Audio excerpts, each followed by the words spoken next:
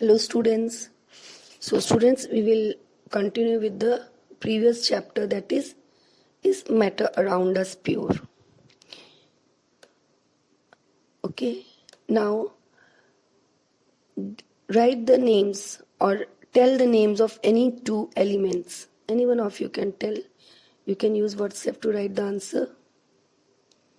Any two elements, it can be iron, it can be copper. Give one point of difference between compounds and mixtures. Children, compound is a substance which is made up of more than one element, okay, which are chemically combined in the fixed ratio, and the components, they cannot be separated by physical means. But in mixture, they are formed of more than one component with variable composition, and they are not chemically combined. They can be separated by physical means. So children, as you all know, that matter is of two types, the pure substances and the impure substances. Pure substances are elements and compounds, and impure substances are called as mixtures also. The mixtures are again of two types, that is homogeneous mixture and a heterogeneous mixture. Homogeneous mixtures are also called as solutions. Heterogeneous mixtures are again of two types, that is colloids and the suspensions. What is a homogeneous mixture? Homogeneous mixtures, you can children see the slide. Homogeneous mixture, a mixture in which the components are evenly distributed or they are uniformly distributed among each other. Okay, homo means same throughout, and they are also called as solutions. Example, salt dissolved in water, sugar dissolved in water, apple juice, alloys, they all are solutions. Children, there are actually two components in a solution. One is solvent, another one is solute. Solvent is a component which dissolves other component, and it is present in large amount. And solute is a component which gets dissolved in another component, and it is generally present in small amount. For example, salt in sugar. For example, salt and sugar, that is a homogeneous mixture of solid in liquid. Here salt is solid and water is liquid. So here water is a solvent and salt is a solute. Why?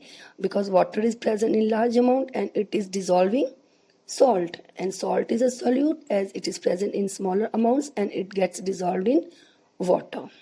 Generally, when we think about mixtures, one thing comes in our mind, that solid, liquid and gases are solutes which dissolved in solvent, which gets dissolved in a liquid solvent. But children, mixtures are not only solid, liquid or gas in liquid. It can also be, a mixture can also be of two solids. For example, alloys.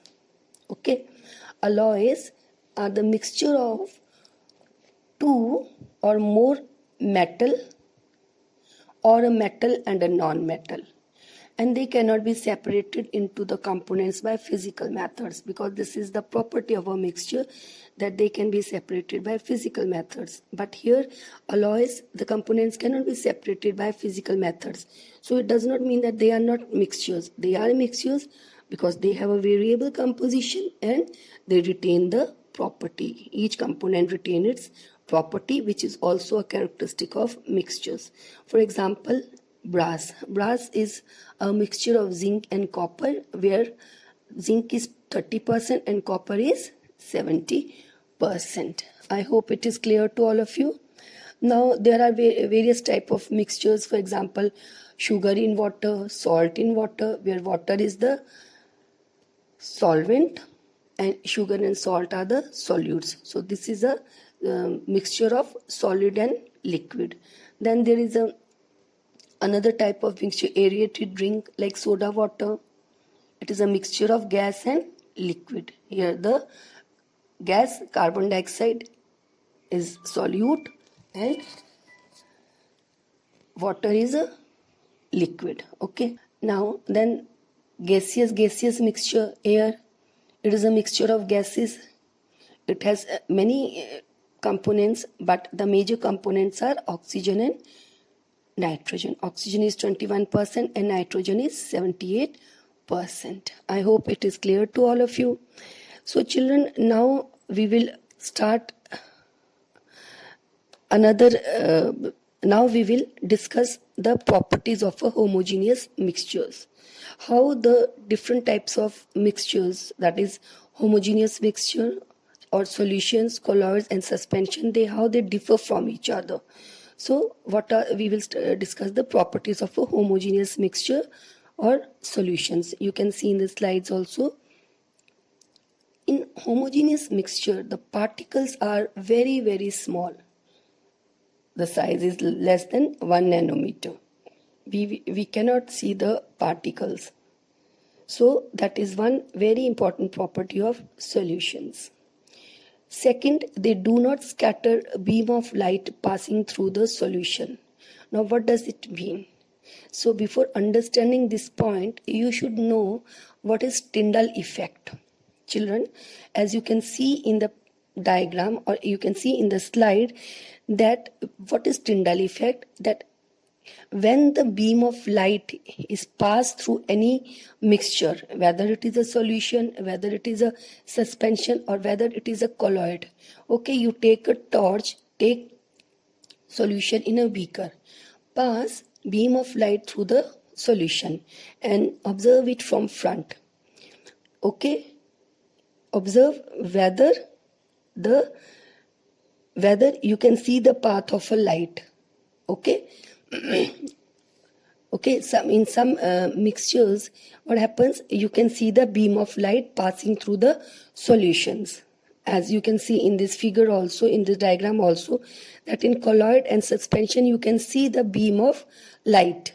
When you will see it from front, you will be able to see this beam of light.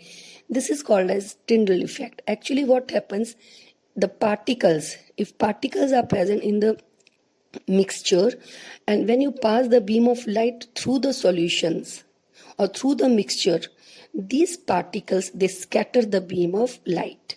Understood? And when they scatter the beam of light, what happens? The beam, you can see the beam of light. I hope it is clear to all of you. So this is actually the Tyndall effect. Understood? So you can say that Tyndall effect is scattering a beam of light by particles is called Tyndall effect. Now children, even you can observe this when sunlight it passes through the canopy of a dense forest.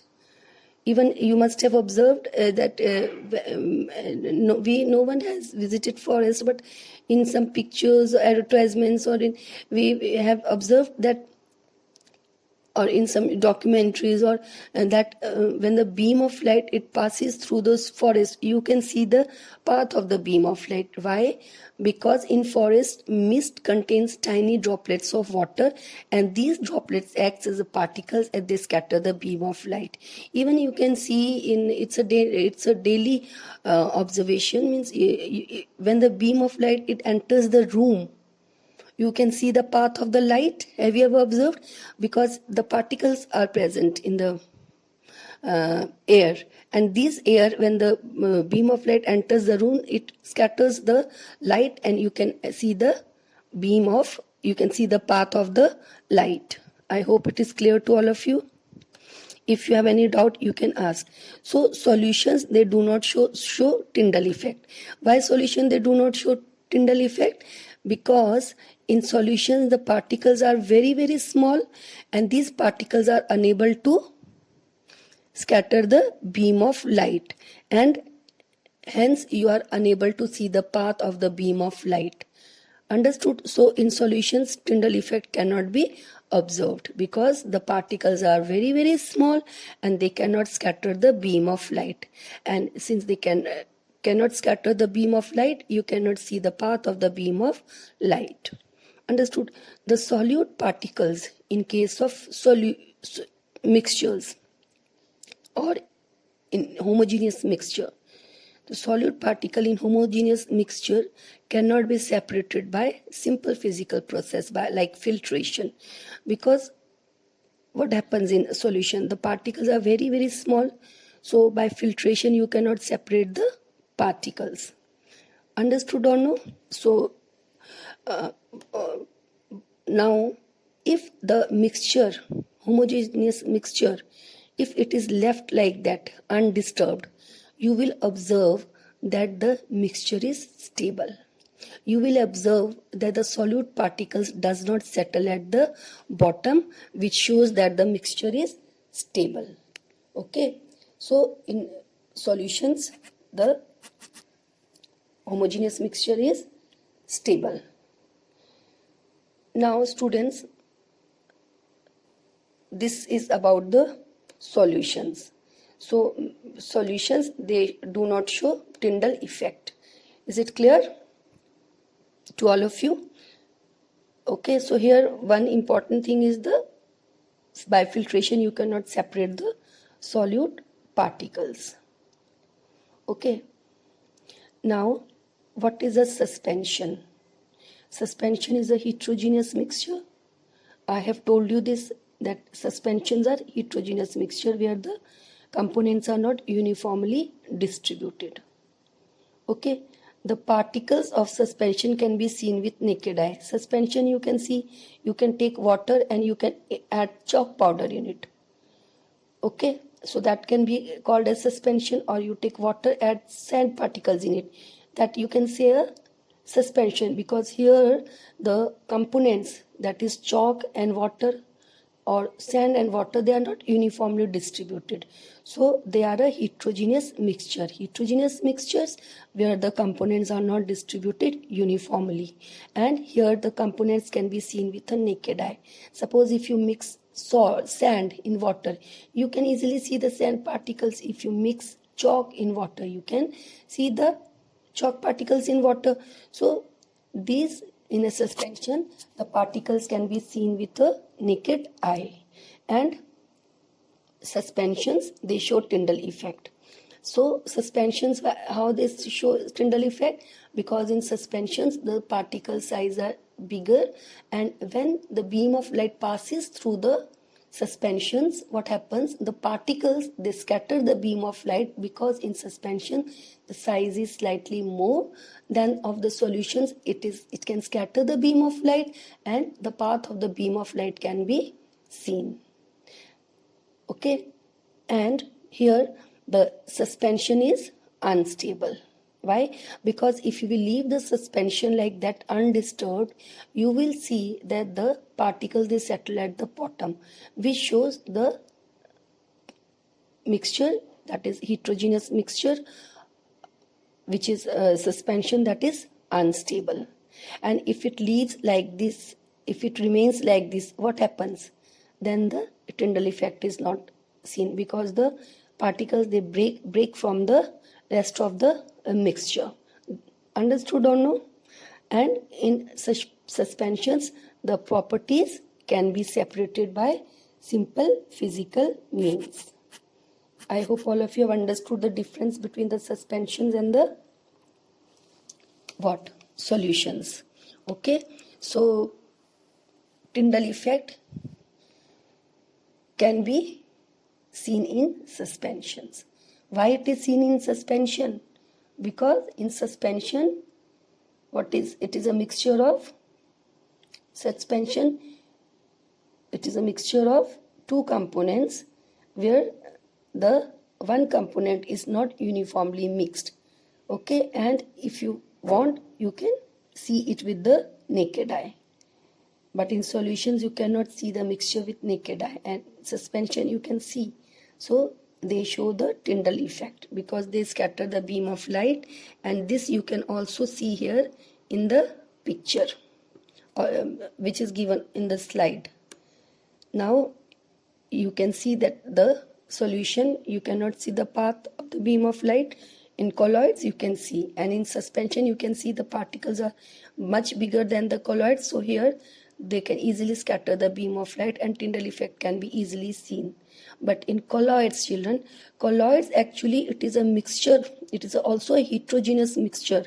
In colloids, it appears to be uniform. It appears that both the components in colloids are uniformly distributed because the size of the particles are very, very small. But colloids are able to scatter beam of light. Why colloids are scatter beam of light? Because in colloids also the size of the particle is very, very small, but that is bigger than that of the solution. So that is why colloids, they look like, they appear to be a solution, but actually they are not solutions because they show the Tyndall effect. I hope it is clear to all of you. Okay, students. Thank you, students.